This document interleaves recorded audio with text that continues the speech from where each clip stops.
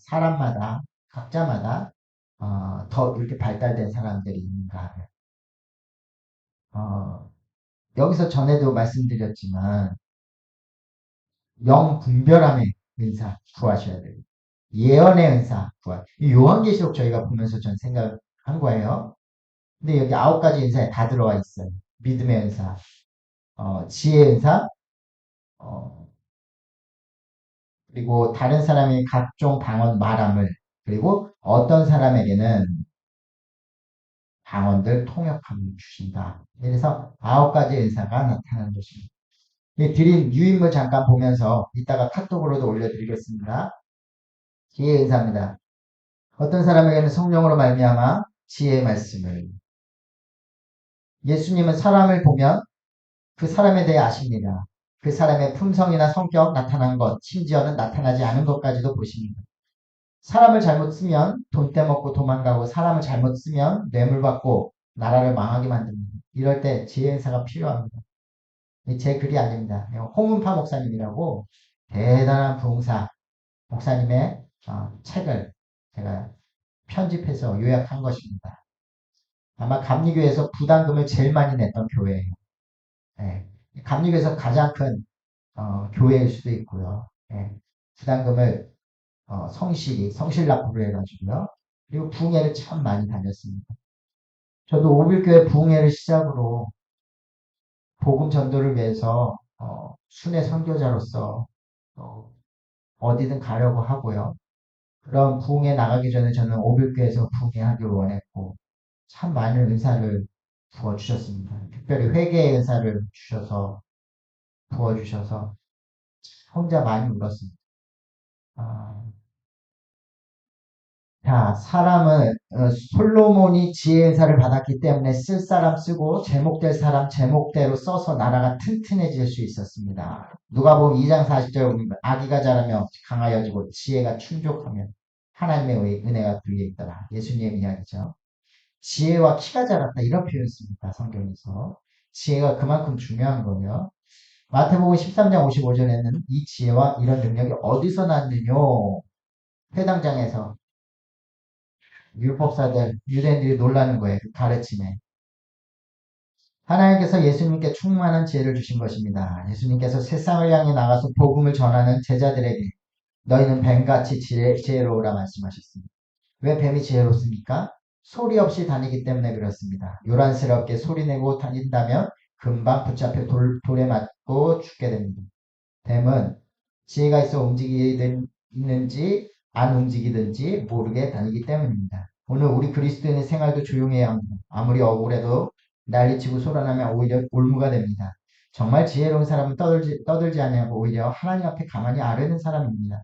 그러면 은밀한 가운데 보시는 하나님이 역사하십니다. 뱀은 절대 머리를 들지 않습니다. 좀 인정받고 높은 자리에 앉았다고 고개를 빳빳이 세우면 금방 떨어져 나갑니다. 좀 어리숙하고 미련한 것 같고 늘 빚도 없이 조용한 사람들, 늘 자기를 낮추고 겸손한 사람들, 이런 사람들이 성공합니다. 주님은 제자들에게도 너희들이 복음 전할 때 뱀처럼 지혜로우라고 하셨습니다. 영적 싸움에서 지혜롭게 싸워야지 소리내고 싸우고 머리를 들고 교만하게 행하면 열매를 맺지 못합니다. 그리고 열처녀 비유에서 기름을 준비하지 못한 미련한 다섯 처녀는 천국에 못 들어갔지만 지혜로운 다섯 처녀는 천국에 들어갔습니다. 신앙생활도 지혜롭게 해야 합니다. 지혜의 은사를 받아서 지혜는 성도가 되어야 합니다. 지혜로운 예수님이 남을 대접하면 너희도 대접을 받겠다고 말씀하셨습니다. 남을 대접해야 내가 대접을 받습니다. 또 예수님께서 너희가 낮아지라고 말씀하셨습니다. 높아지려 하는 사람들은 미련한 사람들입니다. 예수님의 말씀이 참 지혜로운 말씀입니다. 오만한 자의 자리에 나가지도 아니하라 말하고 했습니다. 용서하라고 했습니다. 희생하라, 십자가를 지라. 예수님의 지혜의 은사, 지혜의 말씀을 받은 것을 기억하고 우리도 지혜의 은사를 구해야 합니다. 이 지혜가 부족해서 가정생활에도 불화가 있고 사업에도 실패하고 일을 해도 성과가 안 나타납니다. 왜 우리가 열매 맺지 못합니까? 지혜가 부족해서 그렇습니다. 주님 우리에게 반드시 지혜의 은사를 주십니다. 요셉은 지혜로운 사람입니다. 형제들의 허물과 잘못을 알고도 모두 다 덮어주었습니다. 이것이 지혜입니다. 바로는 요셉이 지혜가 있는 사람이라고 일하는 것을 알았습니다. 그리고 이러한 지혜가 하나님으로부터 온 지혜라는 것도 알게 되었습니다. 이와 같이 하나님의 영에 감동된 사람을 우리가 어찌 찾을 수 있으리요? 지혜로운 사람이 있어야 가정이 잘 되고 교회와 나라도 잘 될 수 있습니다. 우리는 성령이 주시는 지혜의 은사를 받아야 합니다. 성령이 오시면 베드로 같은 무식한 사람도 지혜가 충만한 사람이 되어 위대한 일을 감당하게 됩니다. 우리 모두 성령의 은사, 지혜의 은사를 간구합시다. 주님 우리에게 꼭 지혜의 은사를 주실 것입니다. 뭐 이 글이 좀 뭐 제 마음에 드는 글은 아니지만 또 뭐 글을 잘 썼다 못 썼다기보다 그 지혜 인사를 볼 수 있는 눈이 있으셨고 교인들한테 이러한 교육을 시키셨고 은사 교육을 시켰다는 것이죠. 전 책을 찾아보다 보니까 이런 교재가 있어서 이 교재를 일단은 텍스트로 제가 다 동의하는 건 아니지만 보완할 거 보완하고 수정하면서 텍스트로 잡아서 9가지 은사에 대해서 말하고 있습니다. 또 다른 책들을 제가 찾아봤을 때 우리 창세기 3장 6절 말씀 한번 찾아보겠습니다. 지혜에 대해서 한번 보시겠습니다.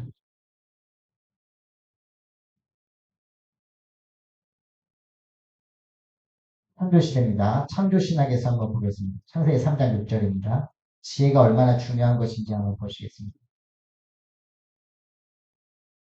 여자가 시작 여자가 그 나무를 본즉 먹음직도 하고 보암직도 하고 지혜롭게 할 만큼 탐스럽기도 한 나무인지라 거기까지요. 선악을 알게 하는 실과를 먹는 날은 너희는 정령 죽으리라 하나님의 말씀인데 무엇으로 무엇으로 유혹합니까? 먹음직하고 보암직하고 어떻게 해요? 지혜롭게 할 만큼 탐스럽다. 지혜롭게 할. 오늘 문화예술가 대표 뭐 결혼 안 했으니까 청년이죠. 40도 안 됐으니까 저녁 식사를 같이 하는데 뉴스가 나와요. 뉴스를 보면서 그 청년이 물어봐요. 아 저런 거 지진이 나서 난리잖아요. 9천 명 이상이 지금 사상자가 2만 명까지 도래할 수 있고 이주민들이 2천만 명, 2천 300명, 300만 명인가요? 아무튼 그러면서 그렇게 물어요. 아 저런 걸 보면 신이 있는가, 하나님이 있는가 이런 맞냐는 거죠. 저한테. 근데 2만 명이 죽었어요. 그거 어떻게 해석해야 돼요? 믿는 사람들은 어떻게 해석해야 될까요? 하나님의 저주라고 할까요? 하나님의 심판이라 할까요? 코로나도 마찬가지고요. 이거를 신정론이라고 합니다. 신정론이라고 있어요. 하나님이 계신데 어떻게 이럴 수 있는가? 전쟁이 왜 나오고, 왜 가난한 사람들은 배고파 죽어가며, 하나님 어디 계시냐? 신정론. 근데 제가, 이걸 어떻게 얘기할지 잘 모르겠지만, 제가 어제, 어, 뭐 영상을 하나 봤는데, 기린, 몇 미터가 되는 기린 뒷다리를 악어가 물어가지고 잡아먹는 그런 영상을 막 봤어요. 잔인하죠. 그럼 사자들이 사슴 잡아먹는 건 어떻게 생각하세요? 자연이니까 괜찮은 것 같아요. 사슴 맨날 도망다니고, 사자가 잡아먹고, 어, 자연의 섭리라고 말하잖아요. 생태계가 있잖아요. 생태계가. 우리 동물을 먹고, 동물은 식물을 먹고, 우리 소고기, 돼지고기 어떻게 먹어요? 그거 잡아먹잖아요. 뭐 많이 잡아먹으면 죄고 적게 잡아먹으면 죄가 아닌가요? 채식주의자들은 그럼 괜찮은 건가요? 뭔지 모르겠잖아요. 이런 거에 대해서 정말 심각하게 고민해봤는지 모르겠어요.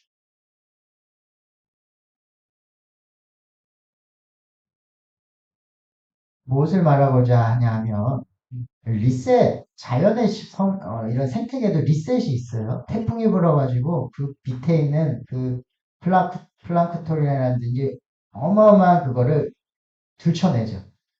기름지게 만드는 것이. 그래서 그런 것들을 물고기와 또 생물들이 먹고 산불도 우리 눈에는 재난일 수 있지만 한 번씩 이게 산불이 나야 그게 거름이 되고 토양이 돼가지고 다시 이제 잘 자라게 되는 그런 질서가 있다는 것이죠. 이번 제도 그렇다는 건 아니고 무엇을 말하고자 하냐면 그 안에는 하나님의 지혜가 있다는 것이죠. 하나님은 악도 선으로 사용하시고 선도 악으로. 그러니까 근데 여기서 아담 하와는 뭐를 착각합니까? 그 지혜입니다. 어떤 지혜요? 선과 악을 판단할 지혜 때문에 넘어갔다. 선악을 알게 하는 나무. 너희가 정령 먹는 날에는 5절입니다.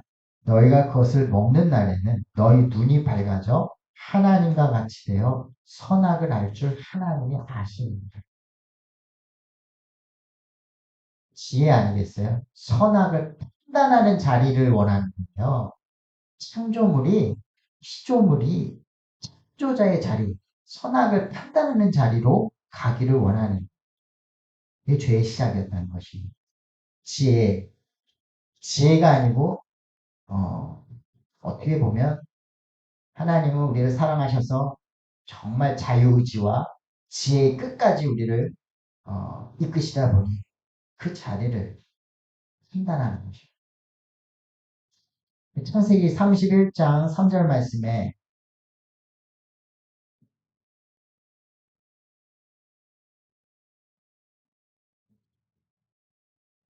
함께 읽겠습니다. 시작. 여호와께서 야곱에게 이르시되 내 조상의 땅, 내 족속에 들어가라. 내가 너와 함께 있으리라 하십니다. 야곱 이야기도 있지만 또 요셉, 지혜가 있던 요셉, 이방 땅의 왕이 볼 때에도 그의 지혜가 보이는 것이에요. 우리 신명기 34장 9절 말씀을 찾아보겠습니다. 신명기 34장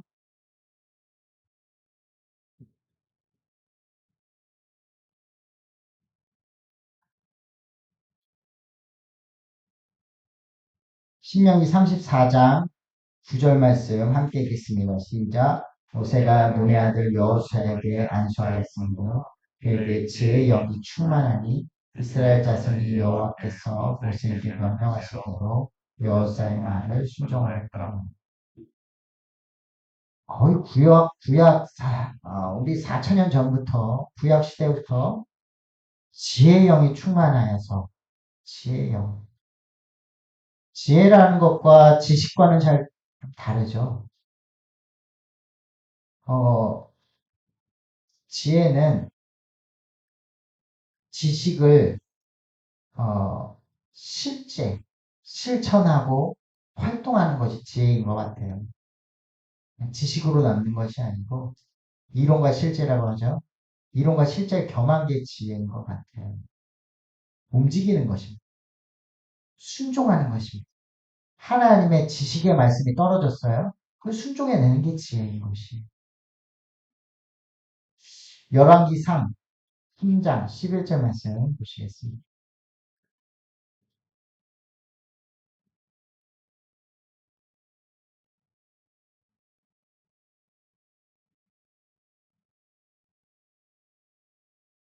열왕기상 3장 11절 말씀.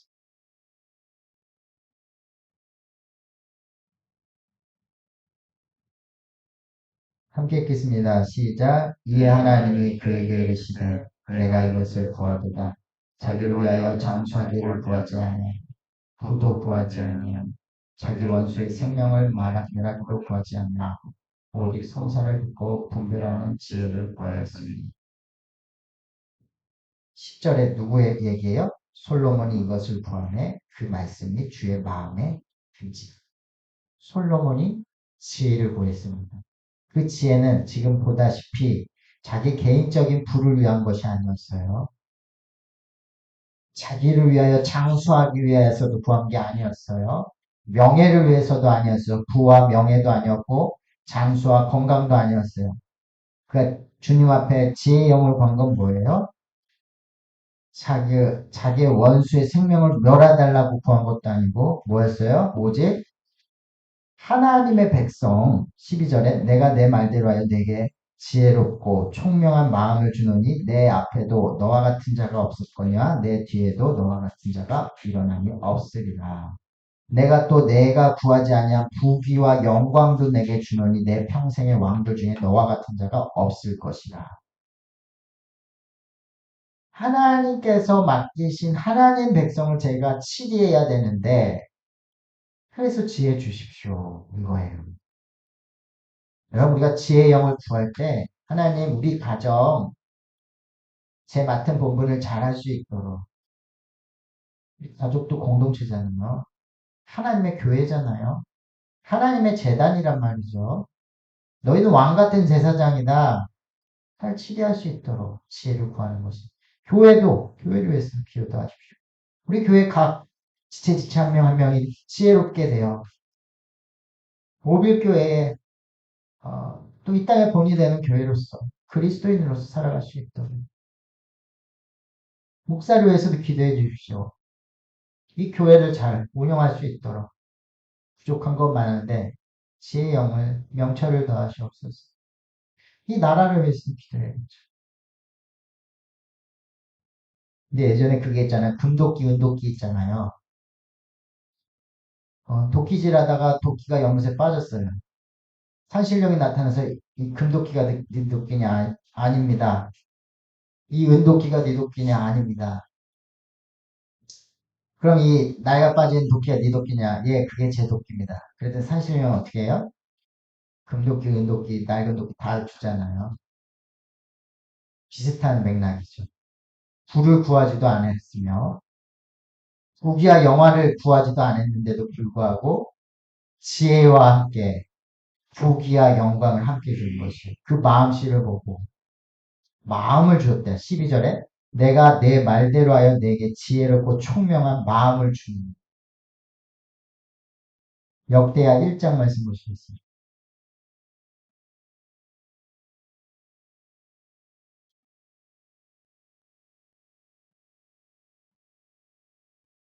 발표 말씀입니다. 역대하 1장 11절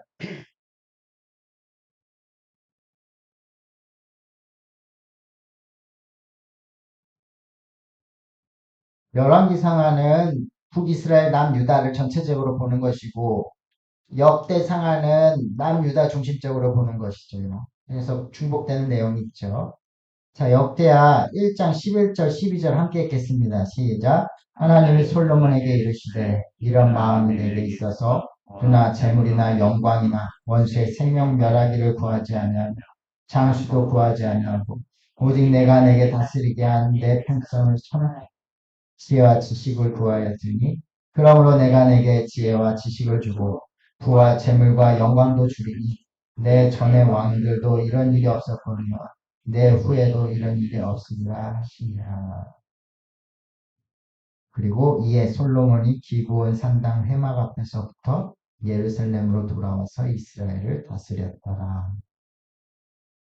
제가 논문에도 썼지만 산당 교회론이라고 저는 이 기브온 산당에서 1,000번제를 드렸는데 하나님께서 그의 기도를 응답하시고 지혜를 더하셨어요.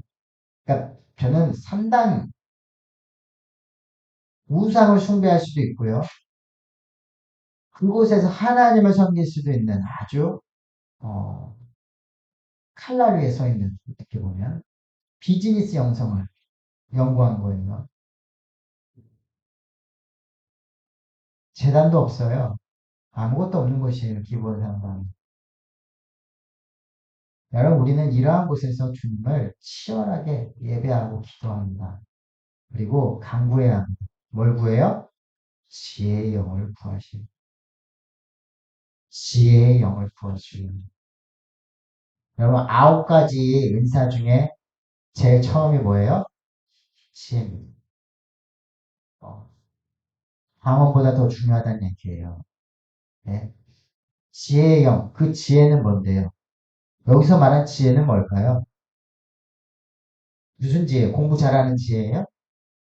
부자 되는 지혜입니까? 무슨 지혜일까요? 하나님 아는 지식, 하나님 아는 지혜, 시편 111편 보겠습니다. 잘 하시는 말씀입니다. 시편 111편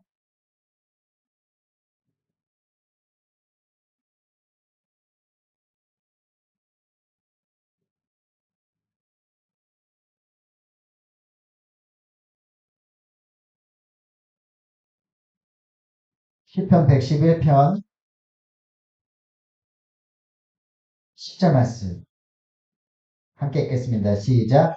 여호와를 경외함이 지혜의 근본이니 그의 계명을 지키는 자는 다 훌륭한 지각을 가진 자이니 여호와를 찬양하니 영원히 계속되리로다. 아멘. 지혜가 뭐래요? 여호와를 경외하는 거. 경외가 어렵게 쓰여졌는데 예배하는 거예요.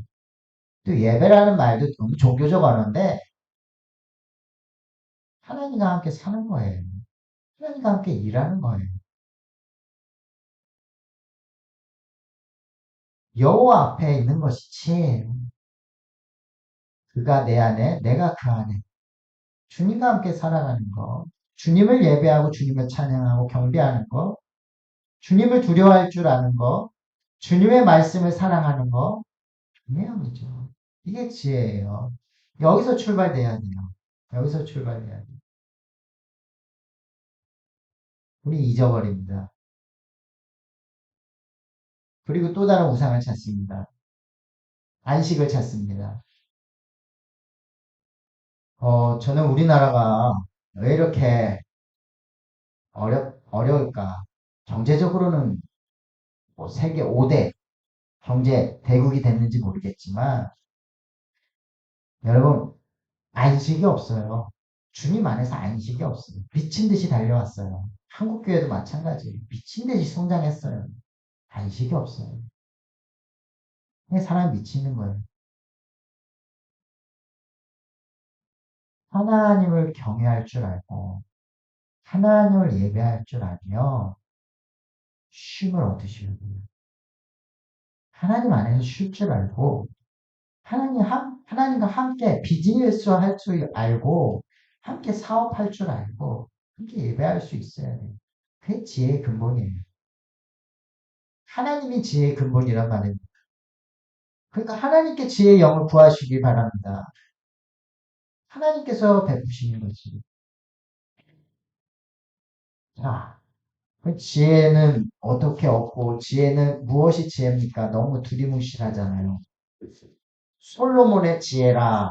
잠언 전체가 지혜예요. 우리가 본 적 있잖아요, 잠언서. 잠언서 1장 5절 말씀 한 절만 한번 찾아보겠습니다. 잠언서 1장 5절입니다.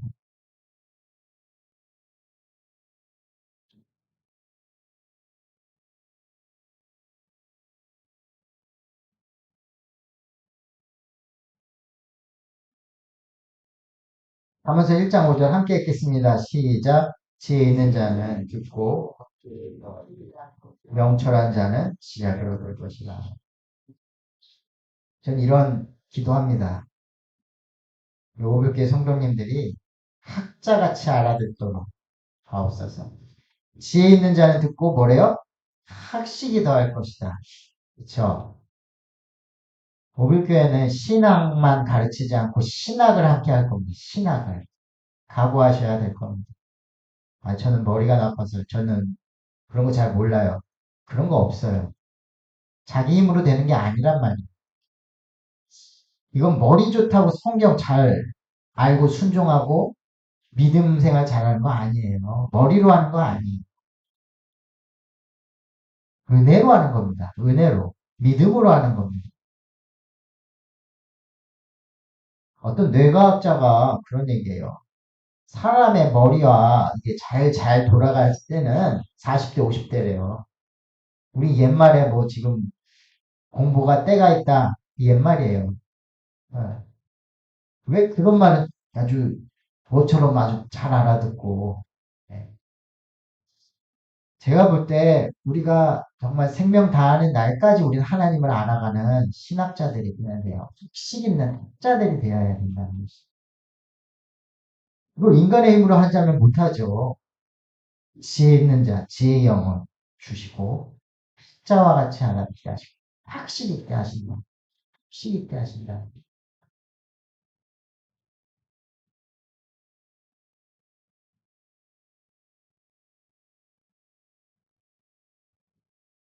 7절, 1장 7절 함께 읽겠습니다. 시작. 여호와를 경외하는 것이 지식의 근본이거든. 미련한 자는 지혜와 훈계를 멸시하는.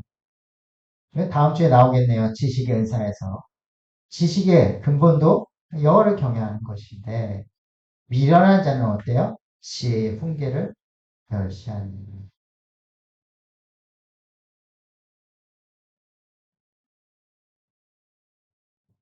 저를 보십시오. 세상 살아갈 때 속임 당하지 마십시오. 그 사람 눈을 똑바로 쳐다보십시오. 눈은 뭐예요? 영혼의 창입니다. 영혼의 창입니다. 분별의 영을 더하십시오. 아침에 출근할 때 말씀하시고 누구 만나기 전에 지혜의 영을 허락하셔서 사람의 말에 속지 않게 하옵소서. 네? 사기당하지 않고 사기치지 않게 하시고 죄를 당하지 않게 하시고 악을 당하지 않게 하시고 정말 우리 서울 살잖아요. 뭐 하남시 사시는 분도 있지 지방 사시는 분도 계시지만 서울 뭐 하면 코 베어간다고 그래요? 예. 정신 똑바로 차리고 살아야 된다는 거잖아요. 근데 믿는 자들은 이 지혜의 영을 구하시고 분별의 영을 구하시고 사람을 유익하게 하시고 덕이 있게 하셔야 됩니다. 하나님의 영이 운행하십니다. 아, 성령. 이거는 성령이 오셨네. 성령이 함께 하심을 믿는다면 이 은사 따라옵니다. 따라오는 거예요. 여러분 성령을 믿는데 은사를 믿지 않으면 이게 성령이 도대체 실체가 뭐예요? 예? 성령이 임하면 이런 은사들이 나타나는 것이 함께하는 것이에요. 전 신유의 은사, 방언 통변의 은사 대학교 때 다 받았어요. 20살 때. 하나님의 음성 듣고 하나님께 아까 말씀드린 그 도식 중생 칭의 받으면 당연히 성화 구원에 이르러서 이 은사 따라오게 되어 있는 개발이 안 됐을 뿐이에요. 믿음이 적을 뿐이에요. 그럼 믿음의 은사에서 더 더해줘야 되겠죠. 여러분들이 그걸 믿지 못하는 건 믿음의 은사가 열매가 약하기 때문이에요. 지혜의 은사, 지식의 은사, 믿음의 은사, 신유의 은사, 능력 행함의 은사, 그렇죠. 통변의 은사, 방언의 은사, 통변의 은사. 통변은 다른 거 아닙니다. 해석해 주는 거예요. 날뿐만 아닙니다. 그 사람의 삶을 해석해 주셔야 되는 것이. 그게 통변이에요. 왜 그렇게 실수가 됐니? 왜 그렇게 사업이 그렇게 됐니? 그 사람의 삶을 풀어줄 수 있어야 되는 거. 그게 방언 통변입니다. 단순히 못 알아듣는 말, 그거를 뭐 해석해 주느냐, 그렇게 기도받으러 쫓아다니고, 그건 성령 받지 못한 사람들이 하는 행동.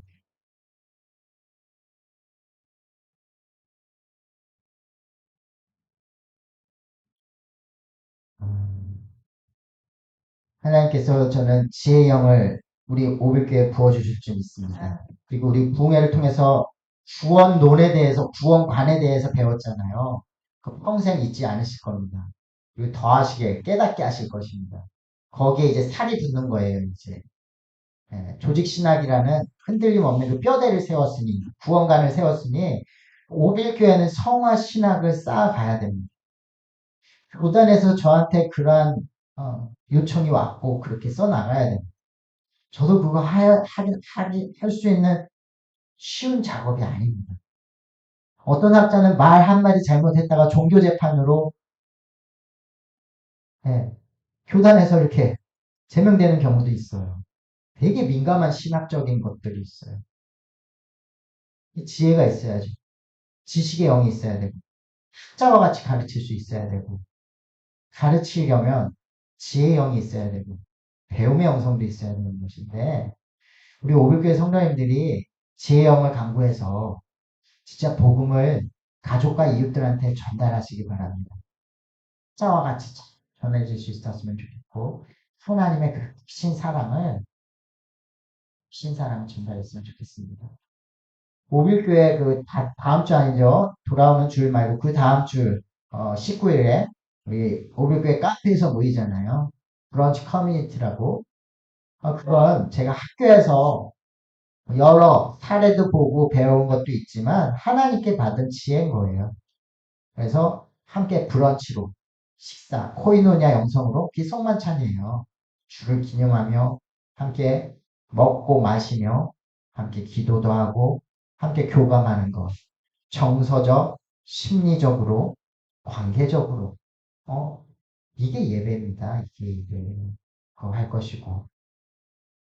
이번 달부터 마지막 주 수요일은 치유 집회로 할 것입니다. 신유, 몸이 불편한 사람, 마음이 불편한 사람, 사회적으로 고립된 사람, 유가족들, 여러 사람들, 어려움에 처한 사람들, 그 이웃들과 함께 드리는 치유 예배가 될 것입니다. 하나님께서 치유해 주실 것이에요. 저 이거 계속 미뤄뒀었어요, 사실. 네, 하나님께서 우리의 영들, 심령들을, 우리의 삶들을 고칠 것을 믿고 믿음으로 출발하는 것입니다. 여러분들도 함께 기도해 주시기 바랍니다. 원인 모를 질병들이 나을 수 있도록 피부병도 낫고, 그렇죠? 위장병도 낫고, 어, 여러 가지 질병들, 성경에 봤더니 예수님이 다 낫게 하시더라고요. 또 그들을 찾아가시기도 하시더라고요. 또 그들의 믿음이 낫게 돕더라고요. 그래서 마지막 주는 치유 집회로, 치유 집회로 그렇게 함께 예배드리려고 합니다. 함께 기도해 주시기 바랍니다. 이러한 것들이 저도 하나님의 영으로 거룩한 성령을 통하여서 선포하는 것이니까 우리가 함께 믿음으로 예배했으면 좋겠습니다. 우리 찬송가 한 장 하시고 오늘 말씀을 생각하시면서 합심하여서 지혜의 영을 주옵소서 기도하는 시간 됐으면 좋겠습니다. 우리 찬송가 391장입니다.